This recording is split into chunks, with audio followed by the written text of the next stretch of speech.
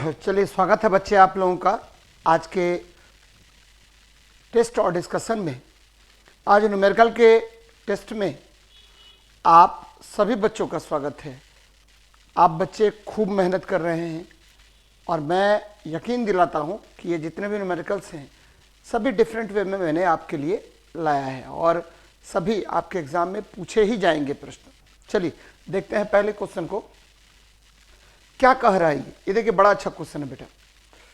क्या कह रहा है? कह रहा है किसी छत के शिखर से एक लड़का एक गेंद क्षैतिज दिशा में 16 मीटर पर सेकंड के वेग से फेंकता है। गेंद पृथ्वी पर भवन से 24 मीटर दूरी पर गिरता है। भवन की ऊंचाई क्या है? ये देखिए ऐसे फेंक रहा है, भवन की ऊंचाई से ऐसे फेंक रहा है तो गेंद ऐसे गिरेगा। ये दूरी दिया हुआ है, x दिया हुआ है, और ये कितना मीटर से फेंका? 16 मीटर पर सेकेंड से। आपको मैंने कई बार बताया है कि देखिए बेटा, यहां से गिराएंगे, यहां से यहां आने में जो समय लगेगा वही आपको यहां से यहां जाने में भी समय लगेगा। एकदम ध्यान में रखिएगा। ये जो गिरा, यहां से यहां जो गिरा, इसमें जो समय लगा और ये जो समय लगा ये बराबर हो गया। अगर यहां से समय का मान निकाल लें और यहाँ h बराबर क्या होगा, आपको नीचे जब गिर रहा था बॉडी, ये देखिए ये तो u1 इस डायरेक्शन में आपको क्या हुआ, आपका 16 मीटर पर सेकंड दिया हुआ है, लेकिन ये जो है आपको वर्टिकली जब गिर रहा है तो वहाँ u का मान क्या होता है? 0 होता है। क्योंकि आपको मैंने कई बार बताया है कि देखिए महत्तम ऊंचाई पर वस्तु का वेग क्या होगा, तो वस्तु का वेग 0 हो जाएगा। और यहाँ पर मैंने पुट कर रहा हूँ, यहाँ देखिए h बराबर क्या, हाफ gt²। कोई दिक्कत नहीं। अब हम t का मान निकाल रहे हैं तो दूरी बराबर क्या होता है, तो वेग गुना समय। दूरी बराबर क्या होता है? वेग गुना समय। तो देख लीजिए यहाँ पर दूरी निकालना है बेटा, तो दूरी बराबर क्या होगा, तो दूरी बराबर x बराबर वेग हो गया u1 गुना समय t। तो दूरी दिया हुआ 24 मीटर दिया हुआ आपको, बराबर क्या है बेटा, तो यहाँ देखिए u का मान 16 दिया हुआ, 16 गुना t। अब निकाल लीजिए t का मान निकालिए। t बराबर क्या होगा, तो 24 बट आपको क्या करना पड़ेगा, 16 करना पड़ेगा। कोई दिक्कत नहीं है, 24 बटे 16 कर लेते हैं। तो ये देखिए कैसे कटेगा, तो ये कटेगा 4 छक्के 24 और 4 चौके 16, 2 दूतिया 6, दो दूनी कितना 4, यानी 3/2 सेकेंड निकल गया। ये आपको वैल्यू निकल गया किसका, समय का, t बराबर। कोई बात नहीं। अब क्या करेंगे, h का वैल्यू निकालना है। तो h बराबर होता है क्या, हाफ gt²। तो हाफ इंटू जी का मान कितना है, 9.8 है, 9.8 पुट कर दीजिए, गुना आपको 3/2 का होल स्क्वायर। ठीक है, तो 3/2 का होल स्क्वायर, 3/2 का क्या करेंगे, होल स्क्वायर कर लेंगे। बहुत अच्छा क्वेश्चन है बेटा। तो ये देखिए क्या हो जाएगा, तो 9.8 गुना 9 अब बटे आपको 2 दूनी 4 दूनी 8 काट दीजिएगा। ये 11 पॉइंट, हमको लगता है 11.025 मीटर निकलेगा, 11.025 मीटर निकलेगा। तो आंसर क्या हो जाएगा, 11.025 मीटर। ध्यान दीजिए कैसे मैंने बनाया है इस सवाल को, और ये आपके लिए बहुत इंपॉर्टेंट है। जब क्षैतिज किसी वस्तु को फेंकेंगे तो ये जो दूरी तय कर रहा है, यह दूरी क्या होगा, वेग गुना समय के बराबर होगा। और ऊंचाई क्या होता है, h बराबर हाफ gt²। यहाँ से समय का मान निकाल लिया, फिर मैंने आपको तो पुट कर दिया इक्वेशन में, तो आपको ये वैल्यू आ गया, एग्जैक्ट वैल्यू आ जाएगा कितना, तो बच्चे 11.025 मीटर आ जाएगा। तो ये ध्यान में रखिएगा। अब देख लेते हैं, ध्यान दीजिएगा जरा। 1 केजी की बंदूक से 10 ग्राम की गोली छोड़ी जाती है। 1 केजी की वस्तु से आपको 10 ग्राम की गोली छोड़ी जाती है। बोल रहा है कि बंदूक के पीछे की ओर वेग क्या होगा। मैंने बेटा कई बार आपको बताया है कि देखिए जैसे ही बंदूक का क्वेश्चन आए आपको याद रखना है कि यहाँ संवेग संरक्षण का सिद्धांत काम करता है। यहाँ देखिए द्रव्यमान m है और वेग भी है, और ये देखिए गोली बंदूक का द्रव्यमान क्या है, m है, और बंदूक का वेग u है, और कुल संवेग हमेशा संरक्षित रहता है। कुल संवेग हमेशा क्या होगा, संरक्षित रहता है। ये देखिए mu प्लस mv बराबर क्या होगा, 0 के बराबर होगा। और u निकालना है तो u बराबर होगा माइनस m इंटू वी, अब बटे क्या, कैपिटल M होता है। तो ये ध्यान में रखिएगा। अब देखिए क्या करेंगे हम, तो यहाँ देख लीजिए, यहाँ आपको एकदम इजी गोइंग में सवाल बन जाएगा। तो u बराबर क्या निकलेगा, माइनस m, तो माइनस m का वैल्यू कितना है, 1 ग्राम है, 10 ग्राम है बच्चे गोली का, तो 10 ग्राम, तो 10 गुना 10⁻³ और वेग कितना है, तो 20 मीटर पर सेकेंड है, बटे आपको बंदूक का वेग कितना है, 1 kg है। तो ध्यान दीजिएगा जरा, ये कितना आ जाएगा, तो ये आ जाएगा आपका, ठीक है, ये जीरो कट गया इससे, तो आ गया 10⁻⁻1 गुना 2 यानी 0.2 मीटर पर सेकेंड। देखिए कहां पर है 0.2 मीटर पर सेकेंड, तो 0.2 मीटर पर सेकेंड यहां पर है बेटा। कुछ भी नहीं करना है, आपको याद रखना है कि बंदूक से गोली का छोड़ा जाना, ठीक है, फिर आपका रॉकेट से ठीक है, आपका रॉकेट ऊपर की ओर गमन करना, ये सभी क्या है, संवेग संरक्षण के सिद्धांत पर आधारित है और कुल संवेग हमेशा 0 के बराबर होगा। तो बंदूक का द्रव्यमान गुना बंदूक का वेग, गोली का द्रव्यमान गुना गोली का वेग हमेशा 0 के बराबर होगा। और इजी गोइंग में आप निकाल लेंगे। देखिए कैसे मैंने निकाला है, तो बहुत आसान है, ठीक है। चलिए नेक्स्ट देखते हैं। यहाँ देखिए, एक लिफ्ट का द्रव्यमान 100 kg है। यदि वह स्वतंत्रतापूर्वक नीचे गिरे, स्वतंत्रतापूर्वक नीचे गिरे, कल भी मैंने आपको बताया था कि देखिए जब भी लिफ्ट आपको स्वतंत्रतापूर्वक गिरेगा, ध्यान दीजिए बेटा बहुत इंपॉर्टेंट सवाल है, इतना करने की जरूरत भी नहीं है। लिफ्ट स्वतंत्रतापूर्वक नीचे गिरेगा, स्वतंत्रतापूर्वक नीचे गिरेगा, ध्यान दीजिएगा, स्वतंत्रतापूर्वक नीचे गिरेगा, पूर्वक नीचे गिरेगा, याद रखना आपको।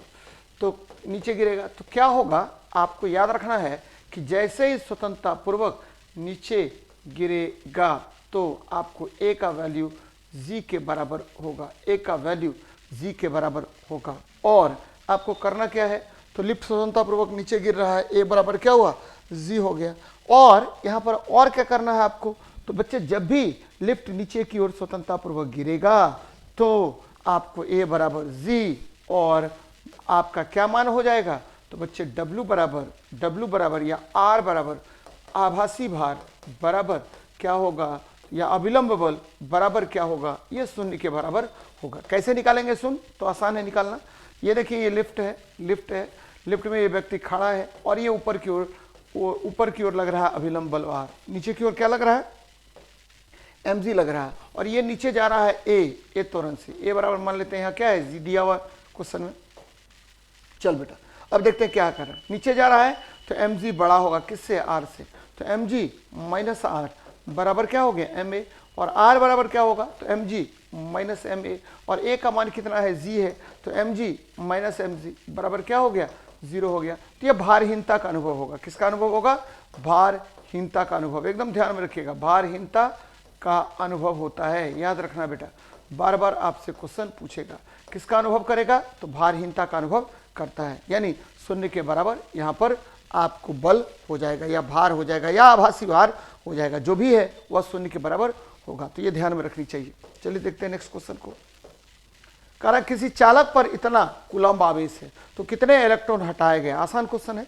कैसे आसान क्वेश्चन है, देखिए आपको पता है कि किसी वस्तु पर कुल आवेश कितना होता है, Q बराबर प्लस माइनस NE होता है, ठीक है, Q बराबर प्लस माइनस NE, इसको बोलते हैं, क्या बोलते हैं, ठीक है, आपको क्या बोलेंगे, तो आवेश का क्वांटमीकरण, ध्यान में रखिएगा, क्वांटाइजेशन ऑफ इलेक्ट्रॉन होता है, क्वांटमीकरण, ठीक है, चार्ज क्वांटाइजेशन, क्वांटमीकरण होता है, क्वांटमीकरण यानी चार्ज क्वांटमीकरण होता है, चार्ज क्वांटमीकरण, आवेश का क्वांटमीकरण होता है, कोई बात नहीं है। अब क्या करेंगे, यहाँ देख लीजिए कि Q बराबर प्लस माइनस n निकालना है, तो n बराबर क्या होता है, Q बटे E कर लीजिए।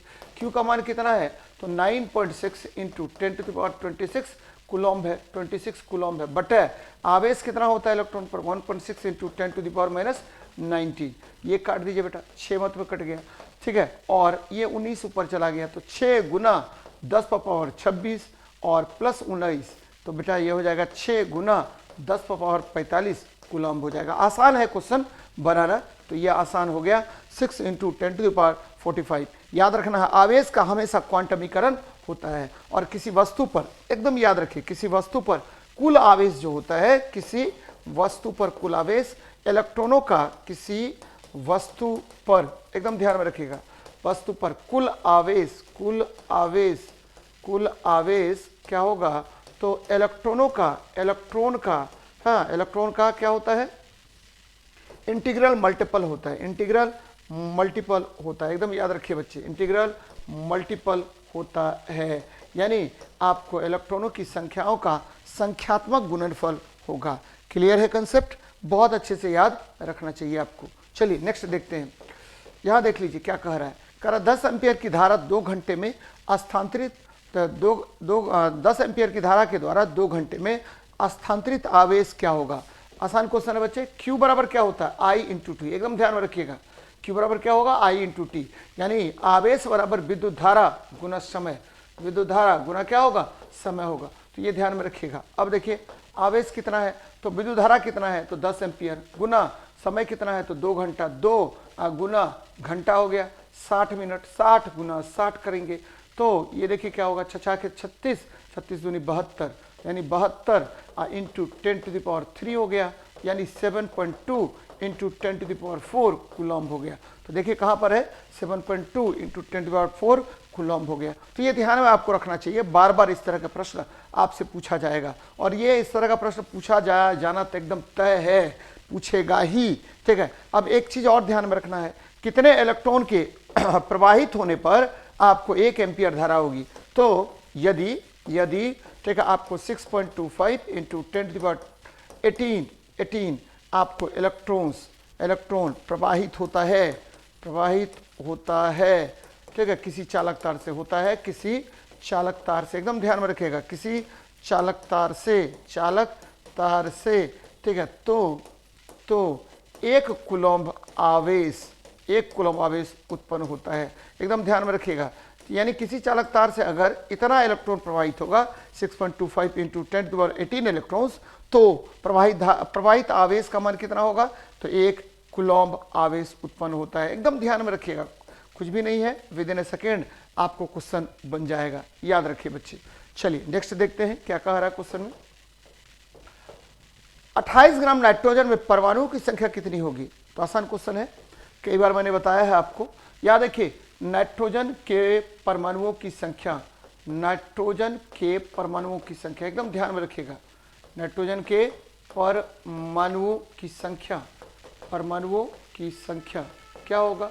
तो आपको निकालना पड़ेगा number of moles Guna Avogadro number, और एक अणु में परमाणु। बच्चे आपको अच्छे तरीके से पता है, क्या पता है कि एक अणु में परमाणु कितना होता है, तो एक अणु नाइट्रोजन में कितना, तो 2 परमाणु होंगे। तो निकालना लीजिए क्या कह रहा है, नंबर ऑफ मोल्स।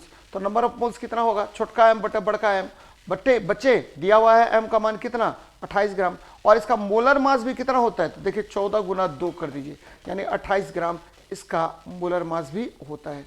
यानी कितना ग्राम हो गया, 28 ग्राम। ध्यान दीजिए बच्चे, ये हो गया मोलर मास, बड़का m निकल गया।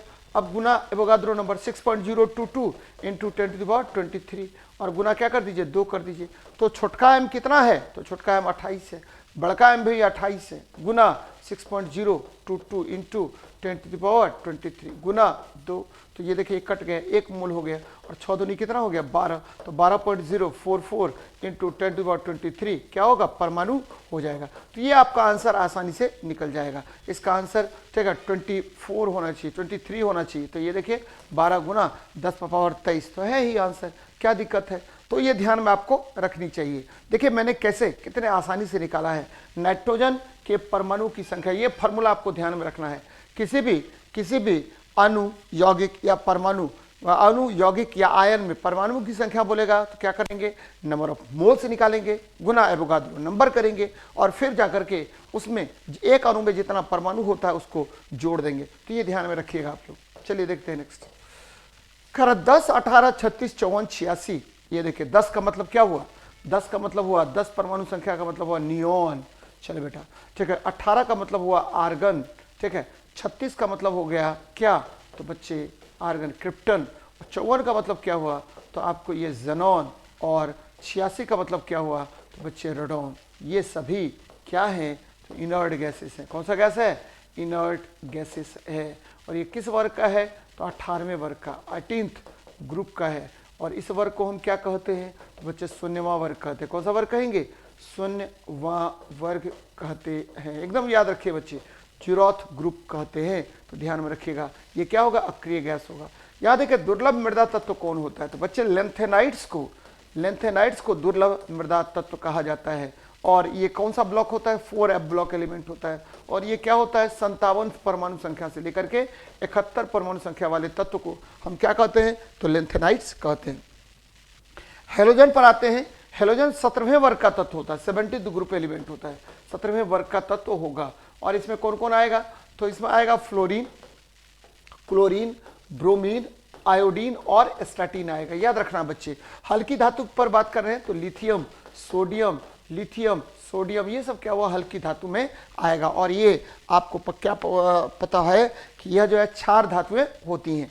कौन सा धातु होगा, क्षार धातु होगा। देखिए नेक्स्ट, एक गैसीय मिश्रण में, ये देखिए उल्टा कर रहे हैं बेटा, क्योंकि आपको प्रश्न जो है ना वो उल्टा कर दिया है। यहां पर ऑक्सीजन लीजिए और यहां पर नाइट्रोजन लीजिए, ठीक है। भार के 1:4 के अनुपात में है, कोई बात नहीं है। गैसों के अणुओं की संख्या का अनुपात क्या होगा, आसान क्वेश्चन है बच्चे। अब आपको निकालना है भार के अनुपात में।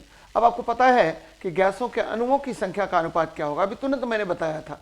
मान लीजिए ऑक्सीजन की बात कर रहा है, तो ऑक्सीजन में अणुओं की संख्या, तो नंबर ऑफ मोल्स गुना क्या करना पड़ेगा, एवोगाद्रो नंबर करना पड़ेगा। और एक अणु में कितने परमाणु होते हैं, तो अणु चूंकि बोल रहा है तो निकालना ही नहीं आगे, यहीं पर अणु हो गया, ठीक है। परमाणु बोलता तो 2 से गुना करते, क्योंकि यहाँ पर 2 परमाणु है। चलिए बच्चे ये देखिए, अब हम नंबर ऑफ मोल्स निकाल रहे हैं। तो दिया गया द्रव्यमान कितना है, 1 ग्राम है, तो 1 अब बटे क्या करेंगे, तो 1/32 कर लेंगे, क्योंकि मॉलिक्यूलर वेट कितना होता है, तो बच्चे इसको छोटका m अब बटा क्या करते, बड़का m करते, तो छोटका m बटा बड़का m तो क्या हो जाता, तो ये छोटका m दिया हुआ गुना क्या है, एवोगाद्रो नंबर। तो यहाँ देखिए दिया हुआ क्या है, तो बच्चे दिया हुआ 1 ग्राम बटे आपको 1 दिया हुआ 1 अनुपात बटे m, तो 32 कर लीजिए, गुना क्या आपको एवोगाद्रो नंबर। अब देखिए क्या करेंगे, अब हम निकाल रहे हैं किसका, तो बच्चे ऑक्सीजन निकल गया, तो अब निकाल रहे हैं नाइट्रोजन का।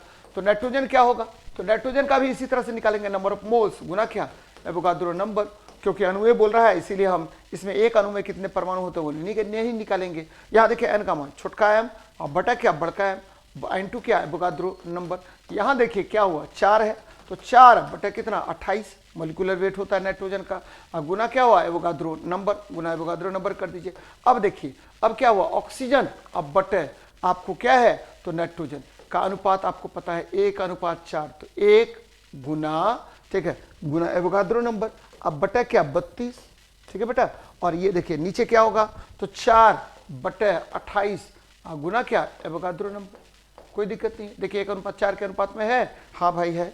चलिए अब देखिए क्या कर रहे हैं, अब क्या करेंगे, तो 1/32 और ऊपर चला गया कितना, तो बच्चे ये चला जाएगा 28 बटा क्या 4, तो 4 × 7 = 28 कर दीजिए, यानी 7 अनुपात क्या होगा 32 होगा। यानी ऑक्सीजन और नाइट्रोजन के परमाणुओं का अनुपात क्या हो जाएगा, अणुओं का अनुपात क्या होगा, तो 7:32 होगा। देखिए आंसर क्या होगा 7:32 होगा। देखिए किस तरह से मैंने निकाला है, और रेगुलर वे में ये क्वेश्चन पूछा जाता है आपको एग्जाम में, तो भाई एकदम याद रखिएगा किस तरह से मैंने बनाया है। तो बच्चे सबसे पहले ऑक्सीजन का निकाल लिया मैंने, 1 दिया हुआ देखिए, ठीक है। क्वेश्चन को थोड़ा सा अपोजिट मैंने किया है, अगर ये करेंगे तो आंसर नहीं मिलेगा, इसीलिए मैंने ऐसा किया है बच्चे, तो ध्यान में रखिएगा।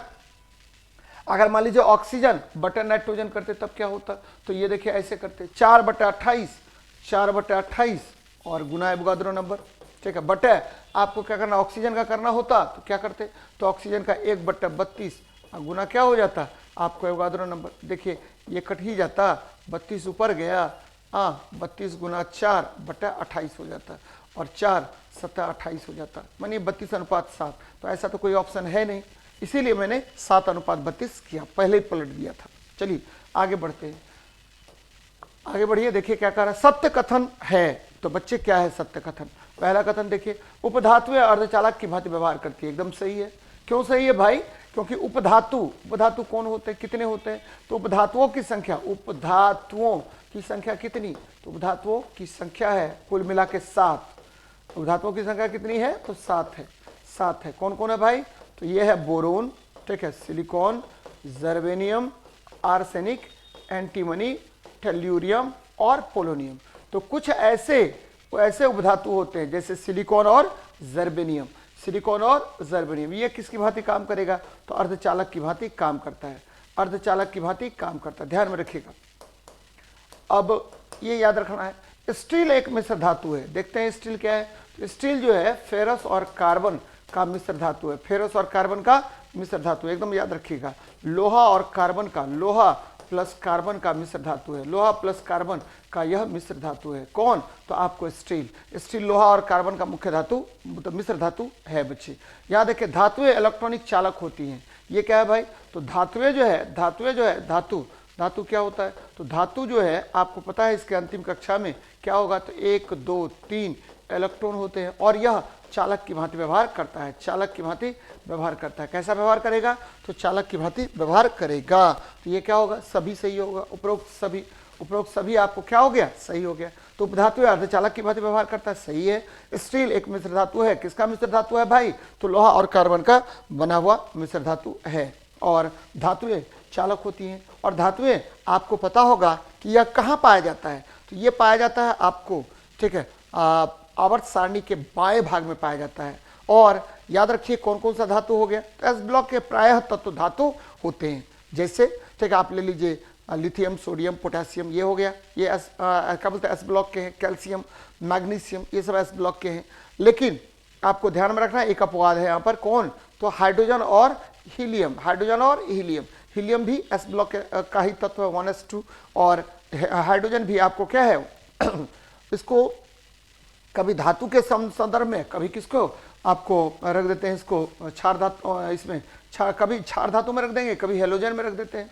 अब देखिए ये क्वेश्चन थोड़ा सा अलग है, तो यहाँ ले लेते हैं 1.75 ले लेते हैं, 1.75 ग्राम ले लीजिए बच्चे, ठीक है। ठीक है, अब देखिए क्या कह रहा है, 0.5 ग्राम हाइड्रोजन। बच्चे सबसे पहले 2 ग्राम ऑक्सीजन में निकाल लीजिए परमाणु की संख्या। 2 ग्राम ऑक्सीजन में कितना निकलेगा? तो अब हम निकाले 2 ग्राम ऑक्सीजन में परमाणु की संख्या बराबर क्या निकलेगा? नंबर ऑफ, ठीक है, atoms in oxygen, atoms in oxygen निकालिए क्या होगा। तो छोटका एम बटा बड़का एम गुना एवोगाद्रो नंबर, गुना क्या आपको एक अणु में परमाणु, यानी 2 हो गया ऑक्सीजन में परमाणु। चलिए बेटा अब निकालिए कितना होगा। तो 2 दिया हुआ 2 ग्राम, अब बटा दिया हुआ 32 गुना Na इंटू क्या हो गया 2 हो गया। तो ये देखिए 2 दूनी 4 8 है 32, Na बटा क्या हो गया 8 हो गया। इतना परमाणु होगा, ठीक है, इतना परमाणु होगा, कोई बात नहीं, रहने दीजिए।